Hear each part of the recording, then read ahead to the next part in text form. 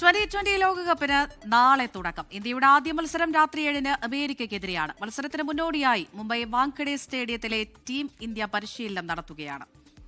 മുംബൈ വാങ്കഡെ സ്റ്റേഡിയത്തിൽ നിന്ന് ശ്രീനാഥ് ചന്ദ്രൻ വിവരങ്ങൾ നൽകാനായി ചേരുന്നുണ്ട്. ശ്രീനാഥ്, നാളെ ലോകകപ്പ് മത്സരങ്ങൾക്ക് തുടക്കമാവുകയാണ്. ഇന്നിപ്പോഴിതാ പരിശീലനത്തിനൊക്കെ ടീം ഇറങ്ങിയിട്ടുണ്ട് എന്ന് മനസ്സിലാക്കുന്നു. എങ്ങനെയാണ് അവിടെ ഒരുക്കങ്ങളൊക്കെ പൂർത്തിയായോ?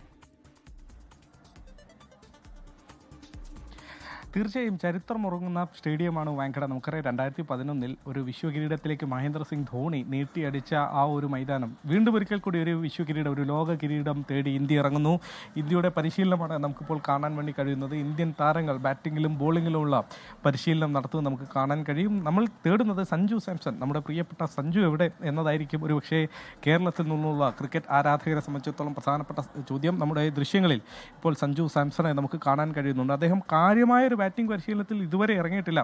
ഇപ്പോൾ ഏതാണ്ട് 2 മണിക്കൂറിലധികം പരിശീലനം സമയമാവുന്നു. പക്ഷേ ഇതുവരെ അദ്ദേഹം കാര്യമായ രീതിയിൽ ഒരു ബാറ്റിംഗ് പരിശീലനത്തിന് ഇറങ്ങിയിട്ടില്ല എന്നതാണ് നമുക്ക് ഇവിടെ നിന്ന് റിപ്പോർട്ട് ചെയ്യാൻ കഴിയുന്നത്. അതായത് സഞ്ജു നാളെ ഓപ്പൺ ചെയ്യാനുള്ള സാധ്യതകൾ വളരെ വളരെ വിരളമാണ്. ഇന്നിപ്പോൾ ക്യാപ്റ്റൻ സൂര്യകുമാർ യാദവിൻ്റെ വാർത്താ സമ്മേളനം അല്പസമയം മുമ്പാണ് കഴിഞ്ഞത്. അതിൽ അദ്ദേഹത്തോട് ഈ കാര്യങ്ങളിൽ ഇഷാൻ കിഷനുമായി ബന്ധപ്പെട്ട ചോദ്യമാണ് ഉയർന്നത്. അദ്ദേഹം ഇഷാൻ കിഷൻ്റെ പെർഫോമൻസിൽ, അദ്ദേഹത്തിൻ്റെ ഫോമിൽ അദ്ദേഹം വലിയ സന്തുഷ്ടനാണ്. ഇഷാൻ ആദ്യത്തെ 3-ൽ തന്നെ ഉണ്ടാകും എന്ന് അദ്ദേഹം ഉറപ്പിക്കുമ്പോൾ ഓപ്പണിങ്ങിൽ ഇഷാൻ തന്നെ ആയിരിക്കും എന്ന കാര്യം ഏതാണ്ട് ഉറപ്പാണ്. സന്നാഹ മത്സരത്തിലും നമ്മൾ ഇഷാൻ കിഷനെ തന്നെ ഓപ്പണിങ്ങിൽ കണ്ടു. അതേ ഫോർമാറ്റിൽ തന്നെ പോകാനുള്ള സാധ്യത നമ്മൾ കാണുന്നു. പരിശീലനം നടക്കുന്ന സമയത്ത് സഞ്ജു സാംസണും കാര്യമായി പരിശീലനത്തിൽ ഇറങ്ങിയിട്ടില്ല എന്നത് ശ്രദ്ധേയം. ഒപ്പം തന്നെ തിലക് വർമ്മ, അദ്ദേഹം പരിക്കുമാറി ഇന്ത്യൻ ടീമിലേക്ക് തിരിച്ചെത്തി സന്നാഹ മത്സരത്തിൽ മികച്ച പ്രകടനം കാഴ്ചവെച്ചു. തിലക് വർമ്മയും ഈ പരിശീലനത്തിൽ കാര്യമായി പങ്കെടുത്തിരിക്കുന്നത് കാണാം. ഫോമിലേക്ക് തിരിച്ചെത്തിയ ക്യാപ്റ്റൻ സൂര്യകുമാർ യാദവ് ന്യൂസിലാൻഡ് പര്യടനത്തിൽ നമ്മളത് കണ്ടതാണ്.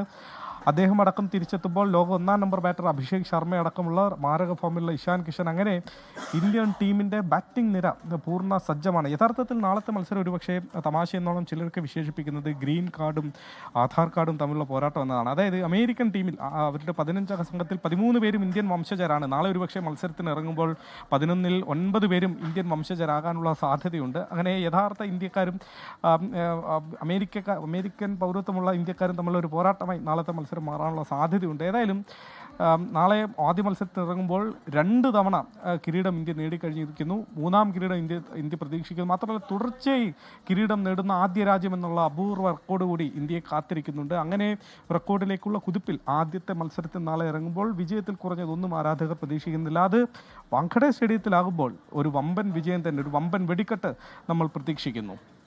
ശരി, 2020 ലോകകപ്പിന് നാളെ തുടക്കമാവുകയാണ്. മത്സരത്തിന് മുന്നോടിയായി മുംബൈ വാങ്കഡെ സ്റ്റേഡിയത്തിൽ ടീം ഇന്ത്യ പരിശീലനം നടത്തുകയാണ്. തത്സമയം വിവരങ്ങൾ നൽകുകയായിരുന്നു ശ്രീനാഥ് ചന്ദ്രൻ. ലോകത്തെവിടെയായാലും ഏത് സമയത്തും 24 വാർത്തകളും ഓഗ്മെന്റഡ് റിയാലിറ്റി പാക്കേജുകളും എക്സ്പ്ലെയിനറുകളും വിശദമായി കാണാൻ ഞങ്ങളുടെ യൂട്യൂബ് ചാനൽ നിങ്ങൾക്ക് സബ്സ്ക്രൈബ് ചെയ്യാം.